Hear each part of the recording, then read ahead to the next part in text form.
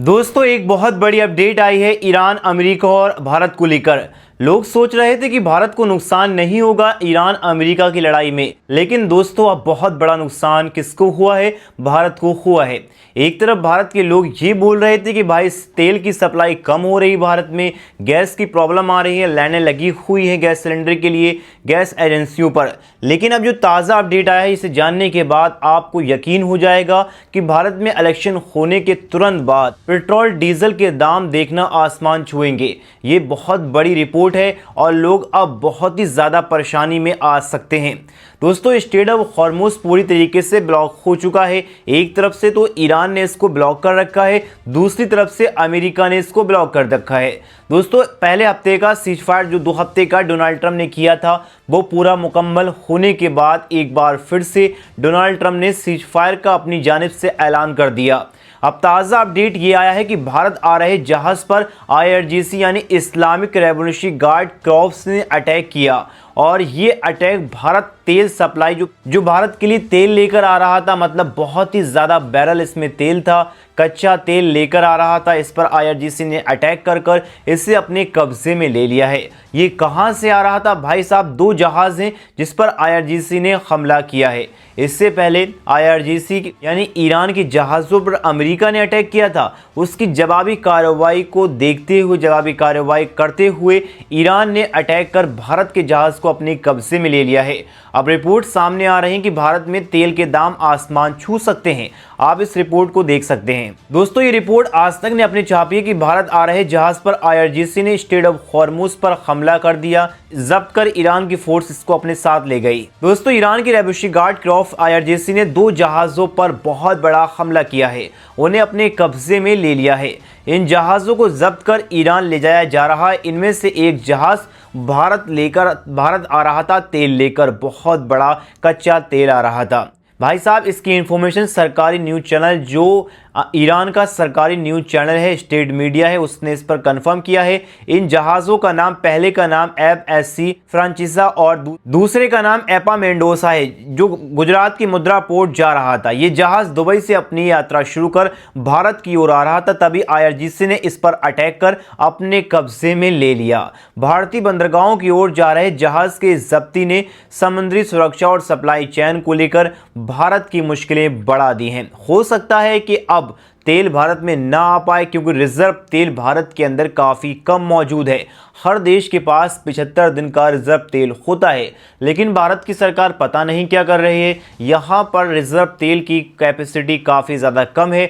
वहीं China, Russia और काफ़ी बड़े बड़े, देखो रशिया में तो तेल खुद प्रोड्यूस होता है, खुद बनाते हैं, लेकिन जापान और बड़े बड़े मुल्क, जो छोटे मुल्क भी भारत से काफ़ी मात्रा में तेल रिजर्व कर रखा है, उन्हें कोई दिक्कत नहीं आ रही। लेकिन भारत के अंदर तेल का रिजर्व जो होता है यानी स्टॉक, वो बहुत ही ज़्यादा कम है। और ऐसी खबरें निकल कर आ रही हैं कि जो भारत तेल लेकर जहाज़ आ रहे थे, उन पर IRGC ने हमला कर दिया और इससे काफ़ी बड़ा नुकसान भारत को हो रहा है। दोस्तों इन जहाज़ों की जब्ती पर ईरान ने क्या कहा है, मैं भी आपको बता देता हूं। ईरान की नौसेना ने जारी बयान में कहा है कि 2 जहाज़ जैसे MSC और दूसरा ईपा मेंडोस को बिना ज़रूरी मंजूरी के ऑपरेट किया जा रहा था, बिना इलीगल तरीके से इसको ले जाया जा रहा था, बिना मंजूरी के, बिना पे किए।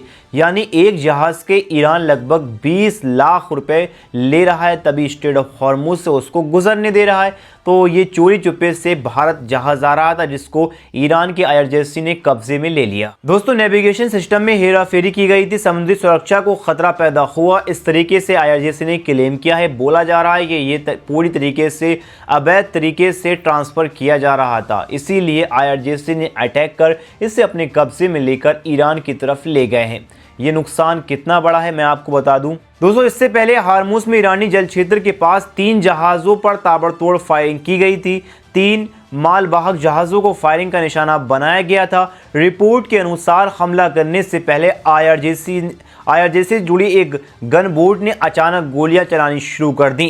चौंकाने वाली बात यह है कि जहाज़ों के पास ट्रांजिट परमिशन थी, लेकिन हमलावरों ने फायरिंग से पहले कोई रेडियो संचार या वार्निंग नहीं दी थी, यानी हमले से पहले कोई भी जागरूकता नहीं किया और उसके बाद इसे अपने कब्जे में लिया और ईरान की तरफ ले गए हैं। दोस्तों इससे पहले अमेरिका ने ईरान के जो जहाज़ दूसरे देशों में सप्लाई कर रहे थे तेल को, उन्हें अपने कब्जे में ले लिया और उन पर अटैक कर काफ़ी बड़ा नुकसान ईरान को पहुंचाया था। अब खबर ये आ रही कि इसकी जवाबी कार्रवाई के तहत इन जहाज़ों को ईरान ने अपने कब्जे में लिया है और हमला किया है।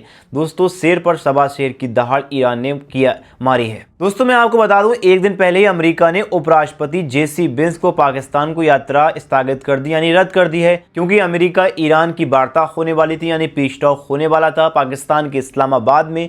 उस पर ईरान ये बोल रहा है कि सीज फायर लागू होने के बाद भी सीज फायर का उल्लंघन अमेरिका कर रहा है, इसीलिए वो पाकिस्तान के इस्लामाबाद में पीस टॉक मीटिंग में शामिल नहीं होंगे और अपना डेलीगेशन पाकिस्तान नहीं भेजेंगे। इसीलिए अब अमेरिका को मालूम पता चल चुका है कि अब ये पीस टॉक नहीं होने वाला। एक खबर ये भी आई है कि कल पीस टॉक होगा, लेकिन ईरानी मीडिया, ईरानी डेलीगेशन, ईरानी अधिकारियों के मुताबिक अभी तक ये कंफर्म नहीं किया है कि ईरान के लोग, ईरान के अधिकारी, ईरान के जो राष्ट्रपति पेजेशकियन हैं और बागेर गलीबाफ जो पार्लियामेंट के स्पीकर हैं, उनकी तरफ से ये इन्फॉर्म किया गया है कि वो पाकिस्तान के इस्लामाबाद में मीटिंग में शामिल नहीं होंगे। इस तरीके से रिपोर्ट आई है और डोनाल्ड ट्रंप बार बार ये ऐलान ट्रूथ सोशल पर कर रहा है कि भाई साहब, ईरान का डेलीगेशन पाकिस्तान के इस्लामाबाद में कल मीटिंग होगी। इस तरीके से रिपोर्ट आई है, लेकिन पूरी तरीके से डिक्लाइन कर दिया है ईरान की तरफ से और इससे स्ट्रेट ऑफ हॉर्मुज में ख़तरा बढ़ चुका है। एक तरफ तो स्ट्रेट ऑफ हॉर्मुज को अमेरिका ने ब्लॉक कर रखा है, दूसरी तरफ ईरान ने इसको ब्लॉक कर रखा है। अब दुनिया भर के देशों को टेंशन लेनी पड़ रही है और टेंशन लेने वाली बात है, क्योंकि अगर तेल सप्लाई नहीं होगा, स्ट्रेट ऑफ हॉर्मुज से 20% तेल सप्लाई होता है। अगर ये चैन टूटी तो दुनिया भर में महंगाई बढ़ेगी, तेल के दाम आसमान छुएंगे, गैस के दाम भी आसमान छुएंगे, क्योंकि भारत में तो जो गैस एजेंसियां हैं वहाँ पर लाइनें लगी हुई हैं। आप इन फोटो में देख सकते हैं, काफ़ी लोग परेशान हैं। अगर ये भारत के अंदर इलेक्शन होने वाले हैं, जैसे ही इलेक्शन होते हैं, भारत में तेल के दाम 20 से 30% बढ़ सकते हैं, ऐसी रिपोर्ट आ रही है। आपको क्या लगता है? अपनी राय कमेंट में ज़रूर बताएं। वीडियो को लाइक करें, चैनल को सब्सक्राइब करें।